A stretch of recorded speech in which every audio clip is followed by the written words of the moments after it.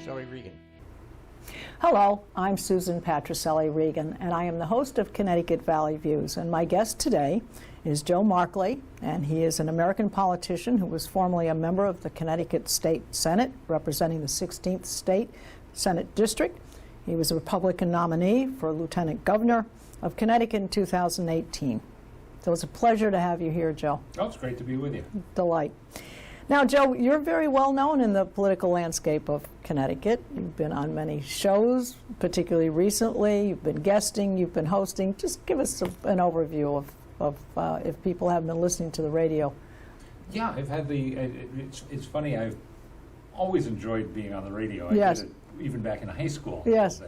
But I never thought of making a career. Right. But I've had the chance in politics to do a lot of it. Mm-hmm. And just recently WTIC, because I filled in once in a while here and Yes. there. But WTIC has been struggling to fill their Right. spots, so they've asked me to fill in some. And it's been extremely interesting. I think I've gotten better at it. You need a little, You need need that. practice it. Sure, of course you do. But I love having the practice as a challenge. Yes. And it's also a chance. I care deeply about the principles I believe in politically. Yes. So to have the chance to be able to promote them on the air it means a lot to me. Yeah. Well, you have a very engaging personality, and I think you welcome people to call in, and it's a very nice demeanor. I mean, it really is. People feel calm and relaxed, and I think they've often said to you, I wish you'd stay. Be the permanent host. Now, this apparently is using, because your background, your educational skill set is you taught political science. Is that correct? Taught English more than anything else. Okay. And in fact, I went to graduate school thinking I'd be an English professor. And there's times I still wish I had been an English professor. I taught it a little bit here and there. Yeah. I always enjoy it. It's a field I've always enjoyed. But I had the chance to get into politics when I was back in my hometown where I didn't expect to be, of Southington. Right. And it was very congenial to me. Well, I think that people find their niche, and Yes. and right now, the more that you're into the current affairs, the more knowledgeable you become. Therefore, you're asked even more. I mean, the experience as you go along, you garner. There are learning curves to this. There are learning curves to running for a post, and there are learning curves to watching other people who are running and take those opinions and objectives. You know, Susan, people often say, why is it everyone is so down on Congress, but they love their own congressman? And I think the reason is because when you meet the congressman, you say, my goodness, that man knows what he's talking about. Yes. Well, of course he does, because this is what he does all day long. That's it's like right. taking your car to a mechanic, he knows how to fix it, you shouldn't be surprised. Exactly. But you develop, there's very few people in politics that are really unlikable, where they just wouldn't be there. No, there has to be a charisma. In some way you make a connection. You know, and the charisma, I think, comes from actually reaching people. They say that voters react emotionally to people. Of course. That's the first reaction they have. They could be talking about a skill set, and they could be talking about what we're going to do for the state and so forth. But if they don't resonate emotionally with them, I can identify with them. That's why I often think that people who have a lot of money who run, people who don't have a lot of money say, I don't have anything in common with me. They don't really understand the things that I go through, particularly during this past year with COVID-19. So anyway, there are, let's start with the budget, because this is critical. We're looking at $46.4 billion two-year state budget, which has an unprecedented built-in $2.4 billion. What exactly is that all about? Well, we've got a surplus that we should not feel too good about. And the surplus is primarily for two reasons. In fact, it's almost say entirely for two reasons. One is the amazing amount of money that the federal government has dumped all over the country. Which isn't going to last. Yes. And the second reason is the incredible performance of the stock market, which I have just as little faith in, to tell you the truth. I said on the radio, you know, if you've done well with it, now might be the time to cash out. And yeah, right. But in any case, because of that, they allowed the budget to grow again, and they were able to have a substantial budget growth. We're talking about I think 7 or 8% over the 2 years of the budget, without, let's say, without a major tax increase. There were tax increases here and there, including the truck tax, Right. but not so much.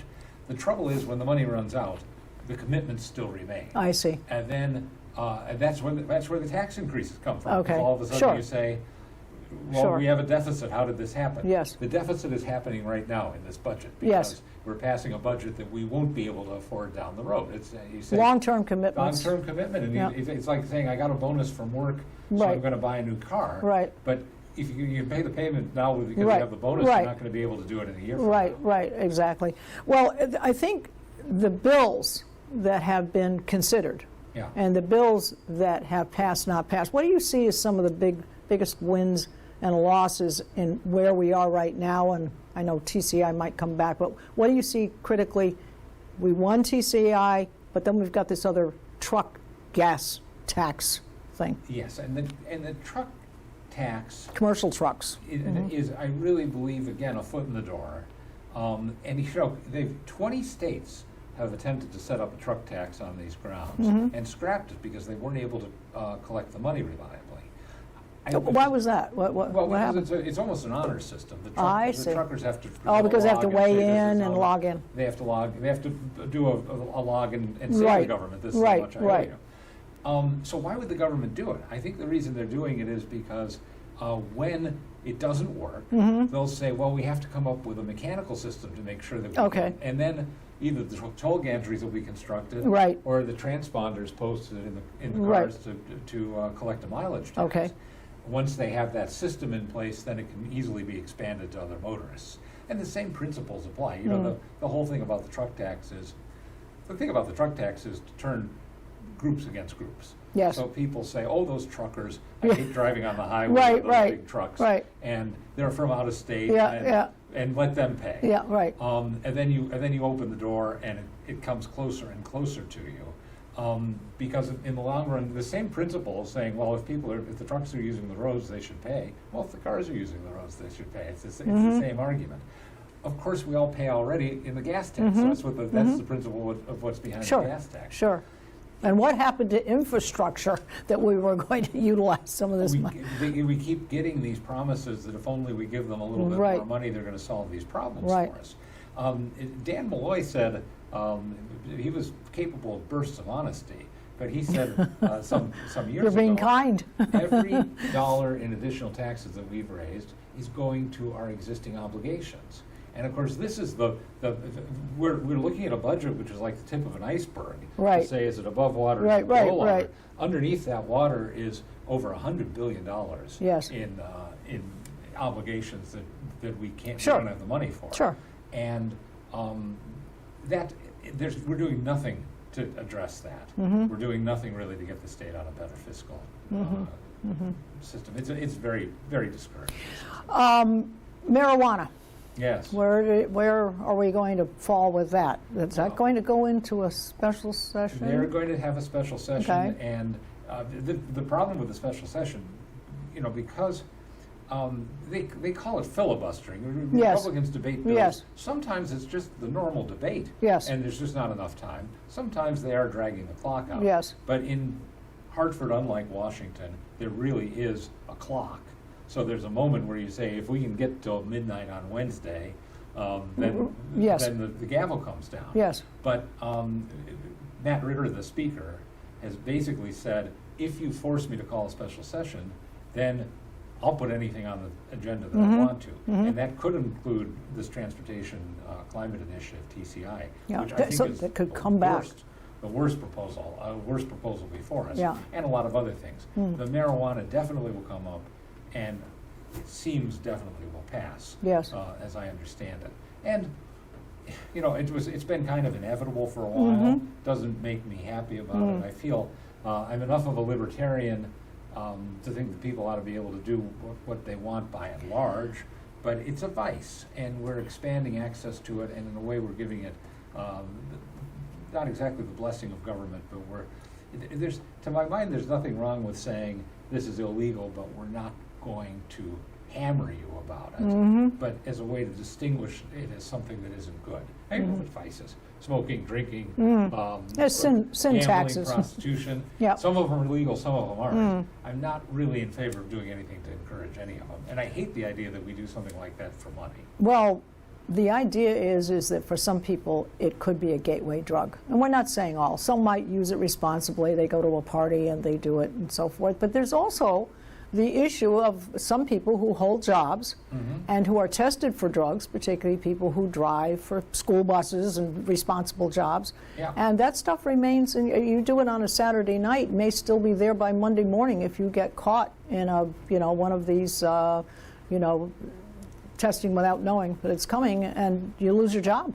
It's also something that is not easily tested for, unlike alcohol. Right. So somebody could show up and you could say, gee, I don't know if they but it's not like you can just say, blow in this machine and let's establish it, or even walk a line. I don't think, I think it can only have a negative effect on society overall. But get rid of smoking, but let's get back to smoking marijuana. It's funny that public health people have been so contradictory to my mind about that too. Also, the incredible crackdown on e-cigarettes, yes, which I'm not convinced is justified, but the youth that are But again, I think that's a legitimate argument could be made there, that the advantage health-wise of e-cigarettes versus actual cigarettes is so profound that we shouldn't be necessarily discouraging e-cigarettes as harsh as well. Not my topic. Yes, yes. All right, so there are a couple of other things, too. There was just something, just very recently, Connecticut is set to give $3,200 bonds to every child born into poverty. Is that part of the racial equity thing? Or it certainly is, although at least I have to give it credit for the fact that at least it's done by class and not by race. Yes. But what a commitment of money. And really, I don't feel like we're in a position to take anything new on. We have to fix the problems we have. We have to reduce the burdens on taxpayers and make the state attractive to business. That's the only thing that can bring us prosperity. Yes. And prosperity is the only thing that can solve our problems as a state. Yeah, prosperity, that seems to be a word that's we're not able, I don't see prosperity for the people. It's incredible to me that we keep driving the spikes into the very things that could make things a better quality of life, a more robust state, to invite businesses to come here. I don't see any marketing of the state. I don't see anybody being an ambassador to welcome businesses here. We do it. We spend a lot of money on keeping businesses here. Yes. Bribing businesses here, quid pro quo. Yeah. If you just move from Darien to Fairfield, and we'll give you X, Y, Z. There are so many things that are so obvious, and yet we continue to go in that direction, and we continue to vote for the same people. Now, there is obviously a larger segment of Democratic registered voters than there is for Republicans. I think it's something along the lines of around 37% Democrats and 23% Republicans. But the growing segment are the unaffiliated, some registered, some unregistered. And that group is totally turned off by all of the political arguments going on. They're turned off. They don't even want to vote. That's right. Or the youth group that is somewhere between 22 to 35 realize their futures are in great jeopardy. If they're not going to leave, they're going to go to Trinity and they're going to get education here, and then they're going to leave and go to Boston or New York or Florida or wherever they're going to go to get a job. They realize that their future is on the line here. So they may get excited enough to vote differently. That's a possibility. Unfortunately, I think that the young people really have been indoctrinated in a lot of ways in the schools with a very left-wing vision of things, which was predominant when I was in college, but not as oppressive as I'm afraid it is now. Yes. And all that said, I still feel there's an opportunity for Republicans to win. They've got to provide a clear alternative, and they've got to make the connection with the voters. You were talking about the unaffiliated. Yes. Shut up politics. I think that Donald Trump, who is a whole topic unto himself, Right, that right. I love to Yes, avoid. he's a whole new book. But Encyclopedia. he connected with a lot of people Yes. in a way that Yes. nobody had before. And the first time I saw him at in the first Republican debate, I thought, boy, he's got a chance, because it looks like 9 politicians and 1 Yes. real person. Yes, yes. And and a lot of people that voted in the Democratic primaries for Bernie Sanders ended up voting in the Republican primaries for Trump, because they saw a kind of an authenticity. Yes. You might not like him, but he is what Yeah, he is. yeah. Politicians have to learn that they have to be authentic, and everyone's authentic. If you're authentic, it's in your own way. That's right. It's not in somebody else's way. That's right. But this is a matter of something that good campaigns are the same whether you're a Republican or a Democrat. It's a matter of finding a way to connect with the voters and presenting yourself honestly to your best advantage. To your best advantage. Yeah, you need to encourage enthusiasm. And That's I right. think in this particular culture that we're in right now, we need someone who looks very brave and Yeah. unafraid to call it as it really is. That's right. The people are looking for leadership. And if you're going to have some milquetoast person who's going to always go along with every little trendy thing, every little woke thing, every little, I'm afraid I might lose my job, and you can't. Yeah. You have to have the bravery to move ahead. You have to be a MacArthur or a Patton. And people like that. They're looking for someone to That's speak right. for them. I've suggested to candidates for governor that I don't think it would be the worst strategy to say I'm only going to serve 1 term, because I'm going to do what has to be done, and I'm not going to be worried about re-election, because I'm not running for re-election. But if you put me in, I'll clean the stables. Yes, yes. All right, well, let's just, talking about elections and so forth, we've got new Republican Connecticut Central Chair to be voted on before the end of June. We've got a few candidates. You might want to speak to those, and any thoughts you have on that. June 22nd, and is selected by the Republican State Senate Committee, which is essentially made up of 2 members from each state Senate district chosen by the town committees. And it's the biggest, I've been a member of State Senate, this is my State Central, this is my 2nd term. The biggest responsibility you have is to pick the chairman, because the chairman Yes. then runs the Yes. operation. And we've got 4 candidates. Ben Proto, who's I've known for many, many years, a lawyer, he's been a political consultant, very knowledgeable, level-headed fellow. Jim Campbell, the former town chair down in Greenwich, also very intelligent man. Jen Casado, very energetic younger woman, has a lot of campaign experience.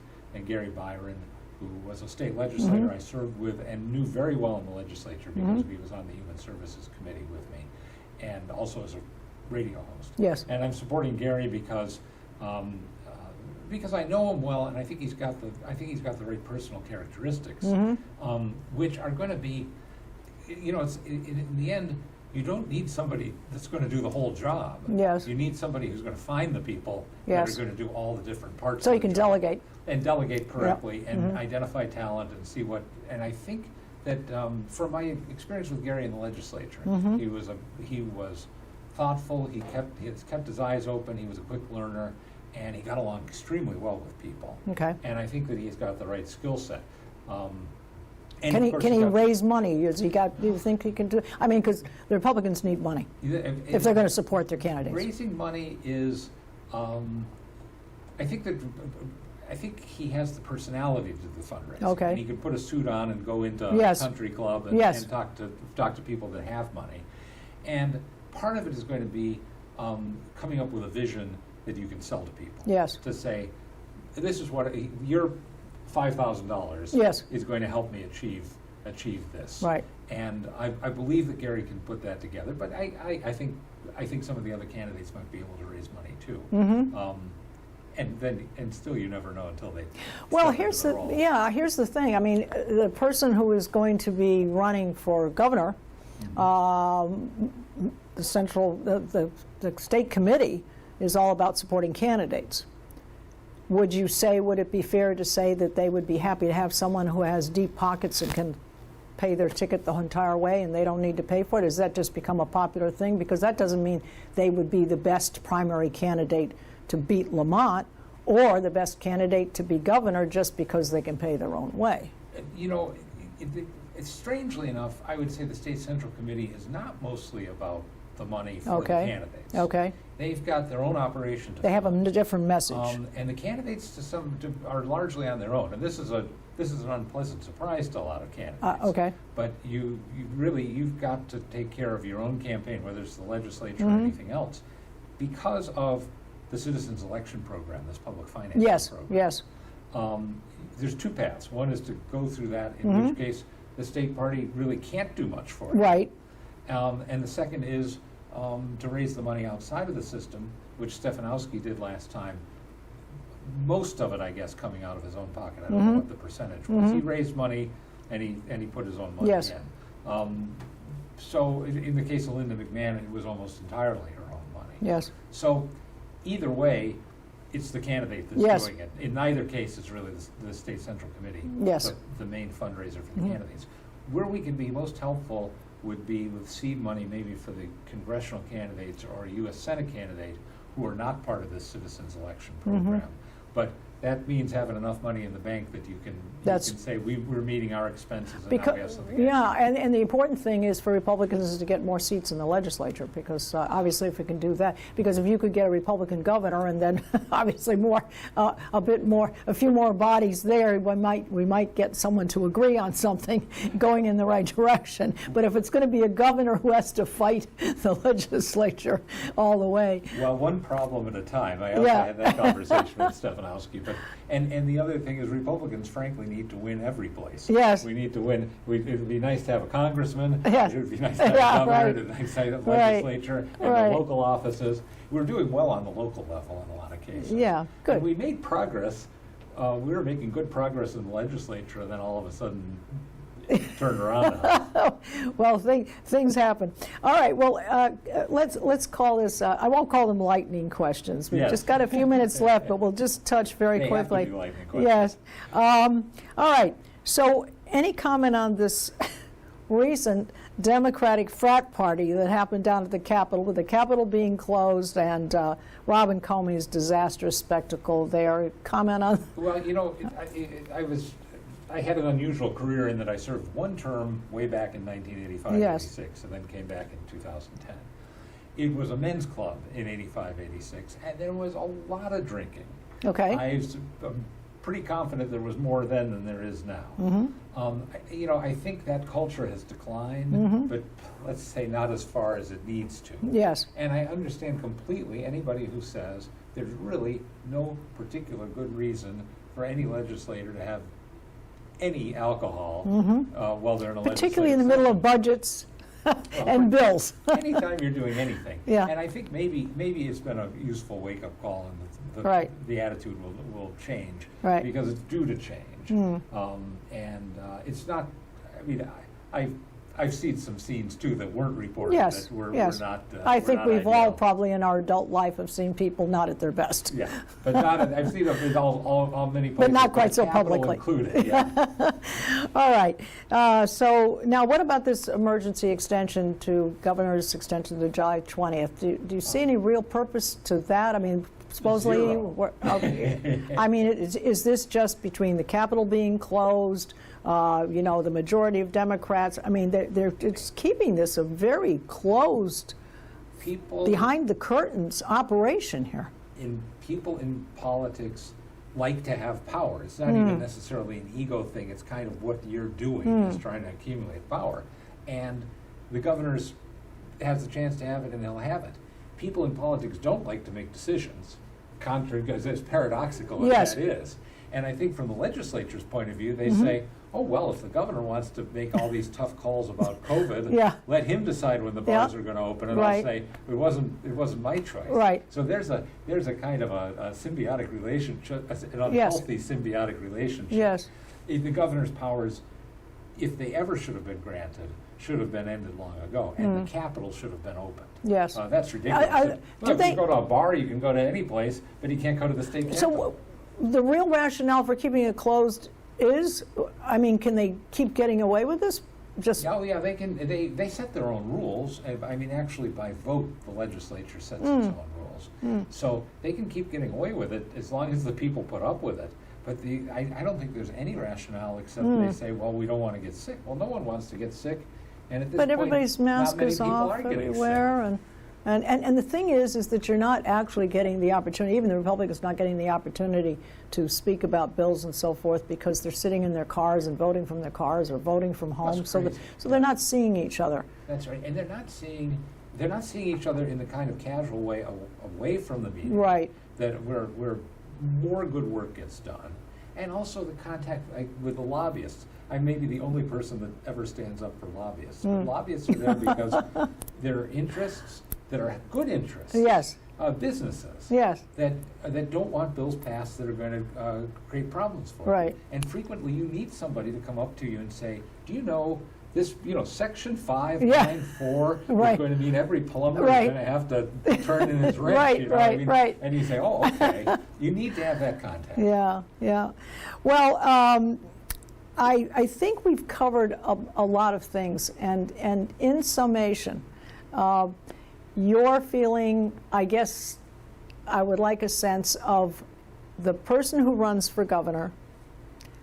Do they think the Republicans really have a chance to beat Lamont, or could he potentially fall on his own sword?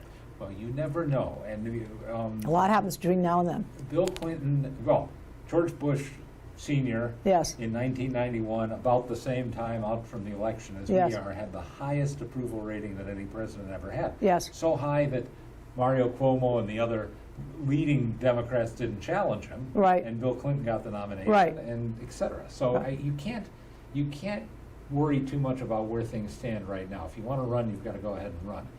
Things can fall out in such a way that it ends up being good Republican years Sure. to our surprise. Sure.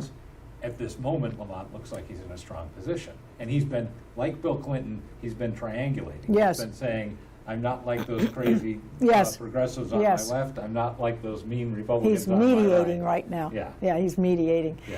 Well, any podcast, any website, anything, information you'd like to give people who are interested in contacting you, or? Well, you can get at me through my Facebook page, which Okay. is just Joe Markley. And if anybody who provides me an email address, I do periodic updates. Just sent out one out Sure. today about the State Central Sure. campaign, as a matter of fact. So if you give me your email address in the Facebook page, I'll put you on the Okay, mailing well, list. great. Well, I want to thank you very much for a very thank you. informative session.